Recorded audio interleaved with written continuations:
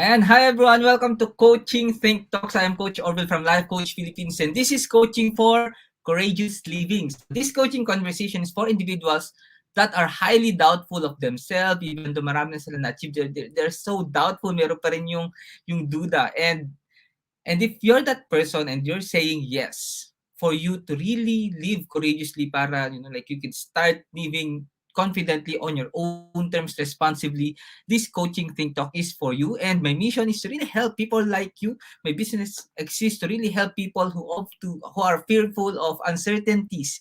Diba? We are minsan talagang yung takot natin, yung doubt natin is really taking off dun sa mga uncertainty. Diba? We feel so anxious with those things. And if you're that person you wanted to really face and overcome that fear of uncertainty, the doubts, the guilt that's really shackling you, for you to move forward for the longest time, let's have a conversation and allow me to help you to really start living outside of your comfort zone, for you to really make your unstoppable dream come true. Ayan. So, thank you for joining me live today, and please leave your digital footprints by letting us know where you are coming from today. So please do tag a friend and circulate this video to help us reach more individuals who might be in need of what I'll be sharing for this session. So you may also give some shout outs to people you want to greet and reach out with them with some inspiring message. Tawagin niyo po sila, tag them, really really give a very inspiring message to them right now, and invite them na manood, and let's learn from one another dito sa session natin this 10 a.m. Saturday, Coaching Think Talk, Coaching for Courageous Living. So if you're watching this on a replay, that's totally okay. Please do comment hashtag replay ngayon po. And like, assume mo na parang nanonood ka pa rin ng live, you can really comment, react, na really try to really give your question, your kapag meron ka na realize, just really comment. This is a safe space, and we'll let babalikan namin yung comment na yan, we'll be notified, and we can really have an interaction still as well. So I'm streaming via Facebook page of Life Coach Philippines and YouTube channel Coach AI Connects. If you're new to our platform, please like, follow, and subscribe. Ayan. And good morning po, Coach Sean. Nandito po sila and Master Coach Jasmine. So I'm coming in live here in San Jose, Bagao, Cagayan Valley Region 2. So nung sineset up namin nung di Master E yung back end, no, I think medyo pixelated ako. So the internet struggles not that good. So just really comment kung meron kayong tanong or may na-miss kayo na hindi niyo narinig. No, really feel free to really ask, and I can really read your comment as well. Tapos reply ko naman kayo directly, okay? So again, I am Coach Orvyl. I'm a certified co-actively co-create life coach and certified mental health coach. Also, I'm I'm now I'm a software engineer. I'm still new of really introducing myself because last year, as I started year 2022, I'm no longer in corporate. So I give myself this moment to really to have a vacation, no? A vacation. So it's been a while. It's been a decade since na nagkaroon talaga ako ng vacation. So ito, so I'm out of the corporate right now. I'm really doing like still my passion, doing life coaching, still studying as well, and really reflecting na may maraming mga transitions in life. And at the same time, the software engineering is still there. No, I'm one of the back end or technical for the Rise Up Creative. So if you're naririnig yun na yung Rise Up Creative. So if you have questions or inquiries, I've talked to some of my friends. Let's have a conversation. Allow me to introduce to you Rise Up Creative. So mamaya makikita nyo yung Rise Up Creatives and ad dun sa dulo ng video na to. Okay? So also, I'm a Master Builder Apprentice of Master Coach A, and we build tribes to help your unstoppable dream come true.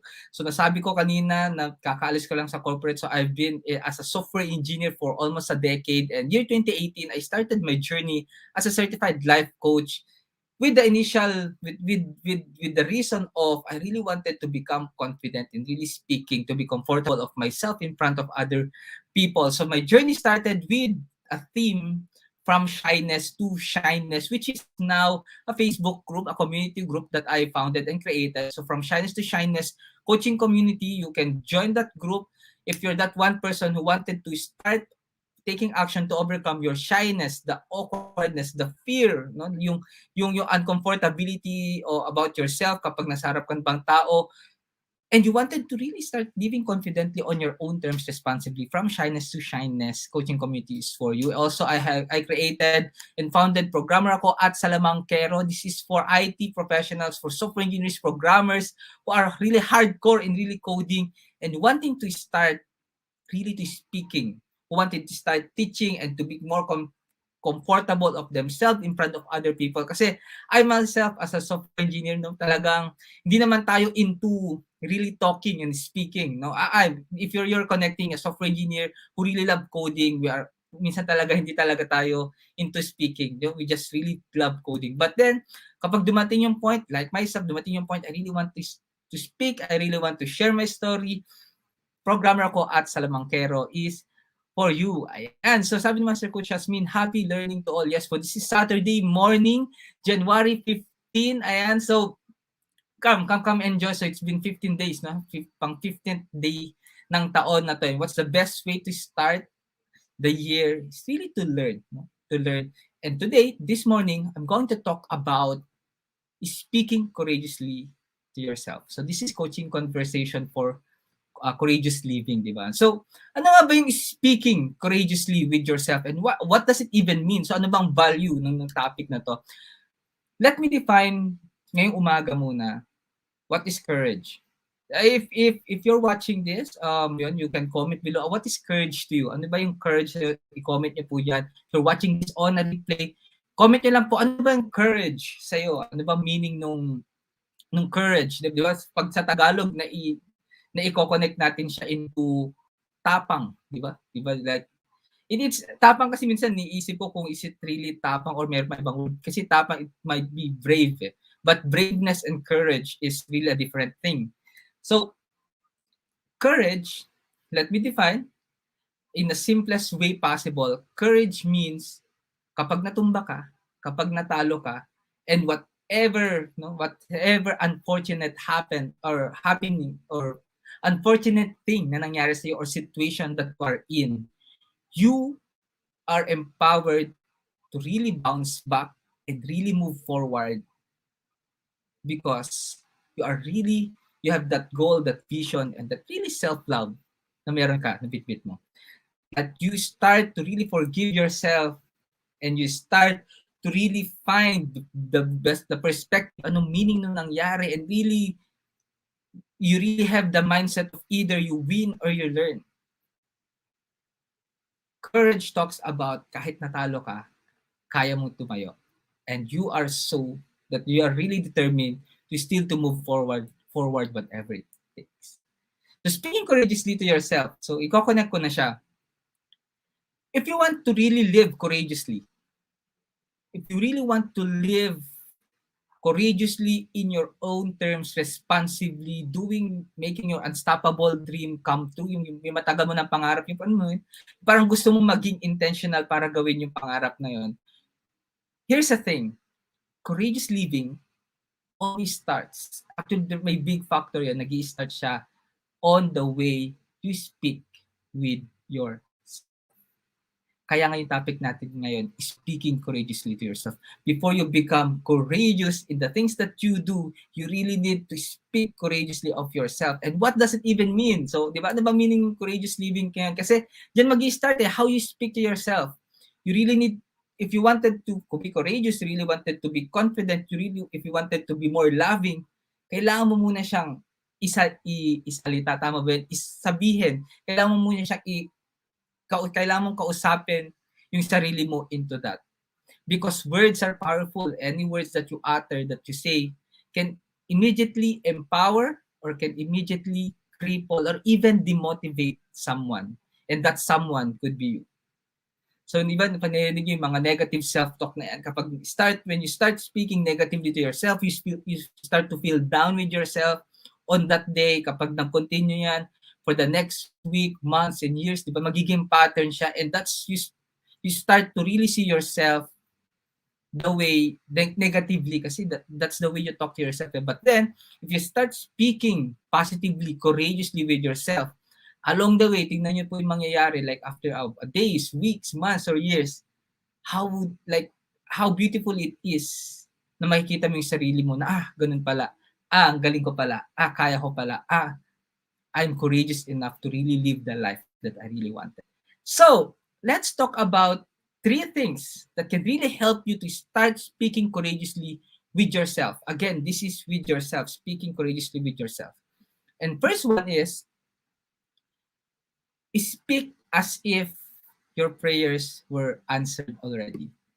Ayan. So, sino nakaka-connect dito? When you wanted to become courageous and to be confident in the way that you do, in the way you speak, the way you act, kakausapin mo yung sarili mo, and yung the way you speak with yourself is as if lahat ng pinagdasal mo, lahat ng gusto mo, they were already answered by God. Like if you believe in God, no? Ako, ngayon ko talaga sinasabi yung for the longest time when I talk about courageous living, hindi ko na ididikit with God. But then, I am in current season of my life that the missing piece is really how I trust God in really operating in my life right now. And in courageous living, prayers are powerful, di ba? We keep praying. We want this. Gusto nating mangyari to sa buhay natin. Gusto ko pa magkaroon ng bahay. Gusto ko pa magkaroon ng healthy relationship. Gusto ko pong mag-heal physically, mentally, emotionally, spiritually in this part. We keep praying these things. And if we wanted to really, to really start being, or to really start na maging courageous, or I should say, if we wanted to start living yung prayer na yon, we really need to really see and really believe and have that trust that is already answered. Na talagang nangyayari na siya. It is already on the works. When you pray, I really want to have my own company the next 3 years. And when you start saying na yes, ongoing na siya, trinatrabaho na siya, like you start to say that, and then you start to be more motivated in doing the things that you really need to do as well. Kasi, di ba kapag prayers naman yan, sasabihin mo yung prayer mo, at the same time, you start to receive things that you really need to do as well. Right? It all starts with that prayer, the way you speak. And kapag nakapag-pray ka na maayos, when you start declaring things and you start believing that it is already happening, how beautiful it is to take action every single time. When you operate when you operate in the space of all things are possible, you become more creative. You become more joyful in the things that you do. You become more courageous, meaning kahit nakikita mong nag-fail ka sa isang action, you will start to take that as a learning. You need to start believing with yourself. Believing also that your prayer were heard, mapakinggan, at sinagot ni God. Start speaking life, breathing life with those prayers, and start living na nangyari na siya. It will really help. And it's really a process. It's really a process. But one thing certain that I'm not trying to point out dito sa point number 1 natin this morning is prayer, live with it, speak with it, take action. Okay. So that's number 1. Point number 2 in speaking courageously to yourself, be respectful and encouraging friend to yourself. Like, what is respect to you? Ano nga bang respect sa'yo? Ano yung respect ba sa'yo? Ano yung meaning ano ba yung picture kapag someone is respecting you, or ano yung picture mo kapag may nire-respeto kang isang tao, isang bagay, isang lugar, di ba? Marami namang pictures yan eh. Ayan, dito na si Coach Nord. Hello po, good morning po Coach Nord. Good morning po Coach Teen. Ayan, good morning po everybody.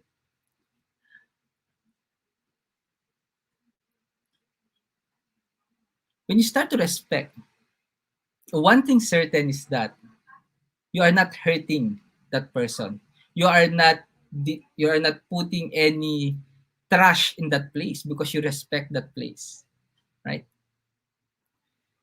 And that's the same point. That's the same point itong number 2 natin. Start to respect yourself. Start to stop hurting yourself. Or like, in short, stop hurting yourself. Start really loving more yourself. Start to listen.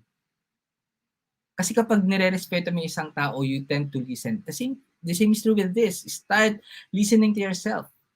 And at the same time, kapag napakinggan mo yung sarili mo, start to find good perspective in the things that you do, in the situation that you are in, para mas ma-encourage mo yung sarili mo. Like imagine, like really picture a friend. Picture mo isang friend mo na nangangailangan ng respeto at nangangailangan ng encouragement. What is it that one thing that you really want to say? Like for example, nakikita mo yung sarili mo right now. How would you like to respect that person and how would you like to encourage that person? What is it? What are the words that you're going to utter? Ano ba yung sasabihin mo sa kanya? Ano yung sa tingin mong gusto niya marinig as of this very moment?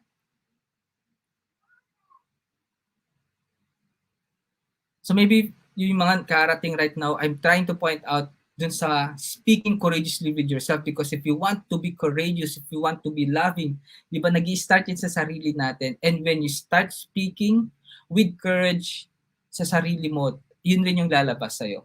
And this point number 2, respect and encouragement, yung kailangan ng sarili mo para yun din yung mailabas mo. Courage is always there. Kasi kaya nga meron yung word na encouragement eh. Kasi nangyari, you're in a journey.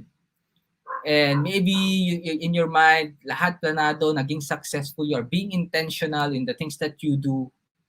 Tapos, unfortunately, hindi nangyari. Like, meron yung talagang, hindi siya na-meet 100%. Your expectation, hindi na-meet 100%. So, imagine yung frustration. Like, 100% kayo, sure ka, parang, di ba? Sure na sure ka mangyayari, pero hindi siya nangyari. The encouragement, ano yung gusto mong sabihin sa kanya? Kasi gusto mo siyang makatayo ulit. Be respectful and encouraging friend to yourself. Yeah. Sabi ni Coach Nord, stop hurting yourself. Yes. And point number 3, in speaking courageously to yourself, lagi natin pong tatandaan, stop clinging to the past. Tama ba yung grammar? Stop clinging to the past. In the past. Kung ano man yung nakaraan. So what does it mean? If you keep speaking to yourself as if yung self na yon is the person that you no longer want to be, that is you still clinging in the past. Connecting po ba? Na kapag kinakausap mo yung sarili mo as if yung sarili mo, siya pa rin yung taong ayaw mong maging. Like you really despise yung mistake na ginawa nung old self na yon, and you keep still talking to that person.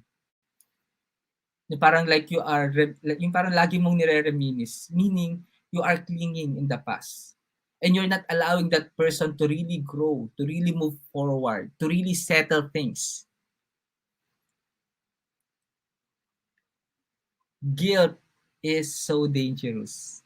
Oftentimes a lot, I really believe most of us, people like me, yung guilt na yan, akala natin yung meron yung feeling of we really need to hold on to guilt para matuto tayo. Unfortunately, it is not like that. Because when we keep nurturing or kung inaalagaan natin yung guilt na yon, nothing is really happening right. What I mean is, hindi naman niya nako-correct yung pagkakamali. Mas lalo mo lang nasasaktan yung sarili mo. If you keep clinging into that specific pain, that old self na ayaw mo nang maging. Kasi gusto mong lumayo din pero kinakausap mo pa rin as if siya pa rin yun. Breathe life to that self. Kahit konti-unti lang. Kahit gaano kasakit, kahit gaano nakakahiya yung nangyari. Unti-unti, breathe life to that self.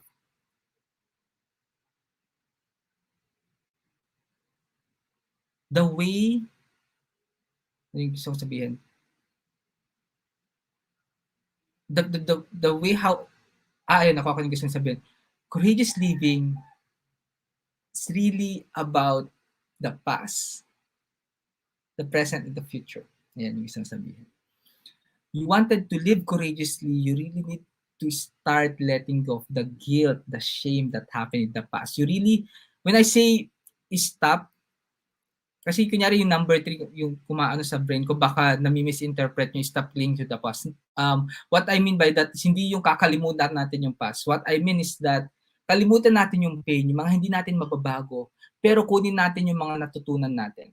Courageously, kaya courage pa rin yun eh. Kasi masakit eh, kasi haharapin mo yung old self mo, yung nagkamali mong self, pero kailangan mo makuha yung lesson, yung learning.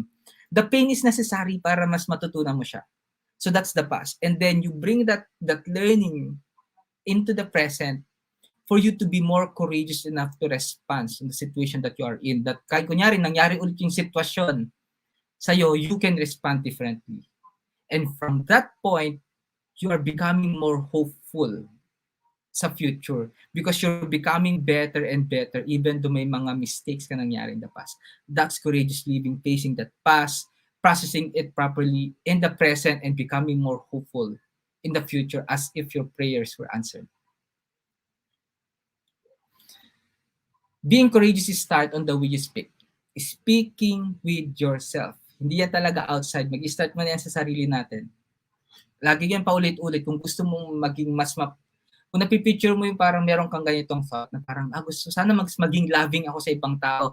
Sana mas maging respectful ako sa ibang tao. It always starts with yourself. Like, gaano mo ba minamahal yung sarili mo? Gaano mo ba nire-respeto yung sarili mo? Because yun rin yung magiging basis mo going outside. Empower yourself by being a positive self-talker. Like, positively talk to yourself. Encouragement and respect. Forgiveness, forgive yourself. And one important thing, be with people that are empowering and with heart to teach and help you. Maybe for the longest time, you've been journeying solo. You wanted, maybe you're watching me right now and gusto mo maging courageous enough. Pero nothing beats being in an environment that is empowering. One thing certain, one point that I really wanna press right now is, kapag kasi mag-isa ka lang, yeah, the intention is pure. You wanted to be more courageous. Pero wala kang ibang nakukuhang input. Walang energy, walang love. No? I'm just being raw. Yun yung ano ng utak ko. No? Wala ka na-allow na love, the energy, and accountability, the feeling of being someone is accountable to you. And that is very powerful. Find a community that can really help you with that. Unti-unti lang. Maybe hindi naman agad, but then the intentionality that you wanted to become, to wanted to connect. Because courageous, how to live courageously talks about you and your relationship with other people. Because what's the purpose of being courageous kung ikaw lang naman yung nasa mundo na yon? Kung mag-isa ka sa mundo na yon. That's my take with that. Here's my last statement before I end this session. Start taking charge of what you speak to yourself. It might be simple, maybe you've heard it a lot of times, but I'm really inviting you now is the time to take charge of what you speak to yourself.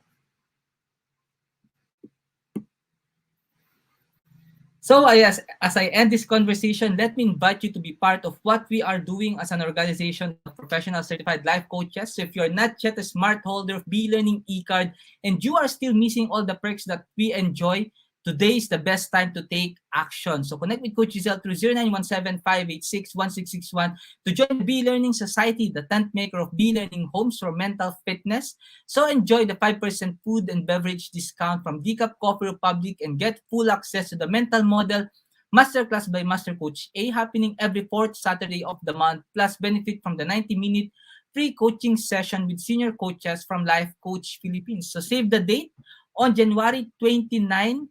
At this point, sa case na to, this is 5th Saturday of the month.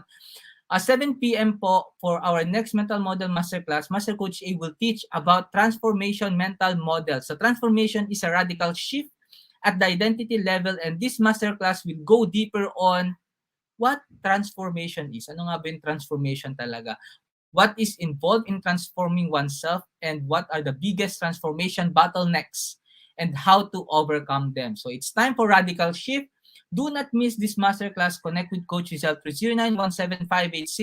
0917-586-1661 for more information and registration assistance. And for individuals po naman who intend to embark on a journey of becoming a certified life coach, Master Coach A offers co-actively co-create life coach certification program. So this is a CPD accredited course with 40 credit units. So CPD is all about learning new things or refreshing your knowledge by doing new things. And this what makes CACC Life Coach certification program the perfect track for your continuing professional development. So life coaching is a 21st century learning experience that is empowering professionals to enhance their skills in multiple domains and thereby increasing their relevance in an increasing complex workplace. So CACC course includes a 21-day web-based learning, a 3-day live coaching bootcamp with Master Coach A, and a 3-day live business bootcamp with senior coaching team. So the program package also comes with many other bonuses. So connect with Coach Rizal through 0917-586-1661 to discover the opportunities waiting for you in this profession. So ayan po, maraming salamat. Do join us for another coaching conversation later naman po with Master Coach Hasmin for coaching for frontliners. 2 p.m. po yan, and then 4 p.m. naman po si Coach Joanna for Moms in Transition. So once again, this is Coach Orvyl from Life Coach Philippines for Coaching Think Talk. Nano tuloy ako. Thank you for being with me this Saturday morning. And again, take charge of what you are speaking or take charge with the conversation with yourself. Speak positively to yourself. So, maraming salamat. Again, this is Coach Orvyl. Coaches like us think and talk like this. This is us in the Philippines. Love, bam, boom. Coach Orvyl signing off. Magandang umaga. As a business owner, are you overwhelmed by the need to post beautiful, engaging content every single day? Are you left wondering what to write? Tired of scrolling through stock photos that all start to look the same? Confused by complicated graphic design programs? Rise Up Creatives is here to help. Each month, we give you everything you need to create 31 days of social media content in just 5 minutes a day. Customizable captions, curated lifestyle photos, a drag-and-drop graphic design tool, and the ability to post directly to your social media accounts. No one else empowers you with these 4 resources all in one place. Each month, we help you plan your social media calendar by providing you with 31 image themes and customizable captions so you can quickly and easily create engaging content and grow your following. Simply select the image that works best for your feed or story. Then, copy the caption and customize it to fit your audience. 5 minutes a day. It's that quick. Plus, you'll absolutely love our drag-and-drop graphic design tool. Start from scratch or choose one of our beautiful templates to fit your unique brand. When you're ready to export your design, you can download, email, or post directly to your social media accounts. Here's the truth. Our world needs what you have to offer. Don't let technology or procrastination hold you back. Rise Up Creatives is more than an online resource. We're a community helping you overcome your biggest barriers to reach your greatest goals. We're here to help you rise up and be creative.